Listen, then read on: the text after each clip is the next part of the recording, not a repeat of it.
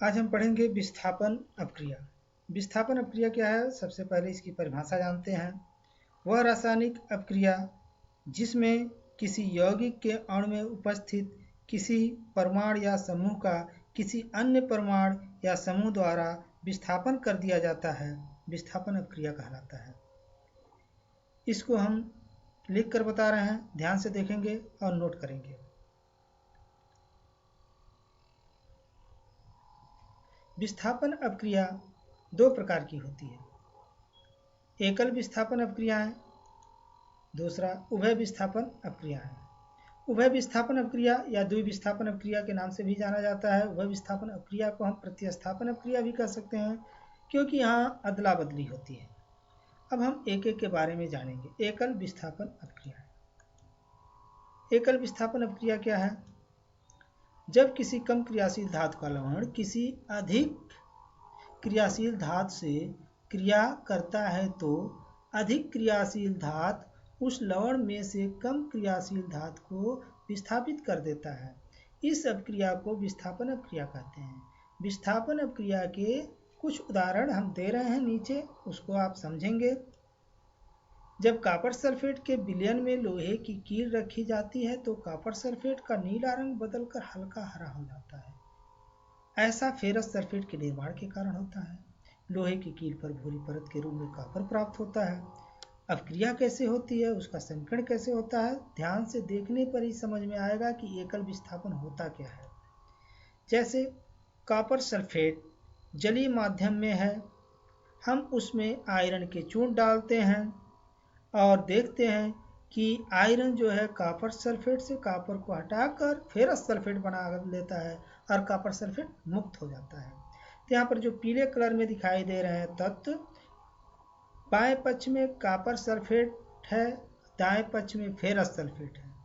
तो copper sulphate से ferrous sulphate बना कैसे? कॉपर का स्थान आयरन ने ले लिया Fe और कॉपर को मुक्त कर दिया। तो इस प्रकार यह एकल विस्थापन अपक्रिया हुआ। इसी तरह से जिंक और लेड भी कॉपर सल्फेट के विलयन में से कॉपर को विस्थापित कर देते हैं, क्योंकि वे कॉपर से अधिक क्रियाशील हैं।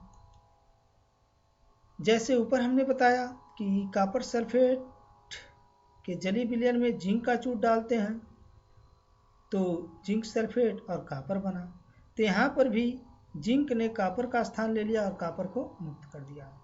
लेड भी यही करता है, कॉपर सल्फेट से कॉपर को विस्थापित करके लेड सल्फेट बनाता है। इस अपक्रिया में देख रहे हैं कि कॉपर का स्थान क्रमशः आयरन, जिंक और लेड ले रहे हैं और कॉपर को विस्थापित कर रहे हैं। तो यह हुआ एकल विस्थापन अपक्रिया। अब हम पढ़ेंगे द्विविस्थापन अपक्रिया। द्विविस्थापन अपक्रिया क्या होती है, इसकी परिभाषा देखें।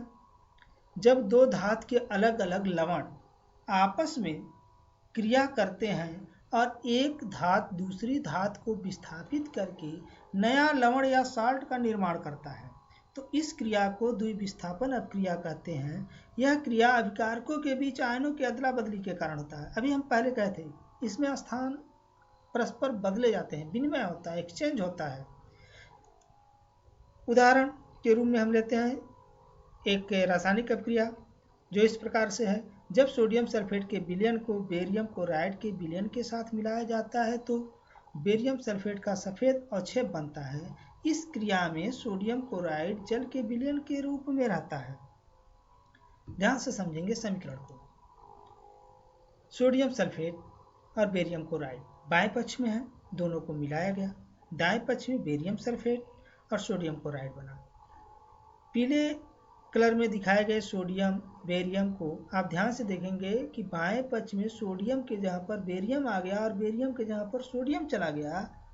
यह मूलकों का अदला बदली होने के कारण नए यौगिकों का निर्माण हुआ।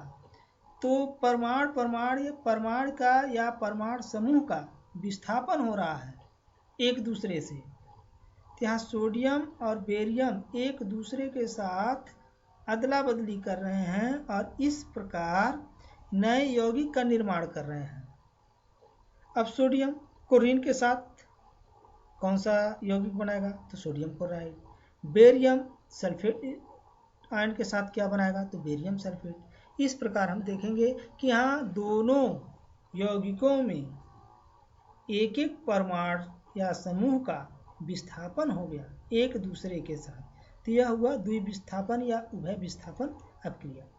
इसी प्रकार जब लेड नाइट्रेट के विलयन को पोटेशियम आयोडाइड विलयन के साथ मिलाया जाता है तो लेड आयोडाइड का पीला अवक्षेप बनता है।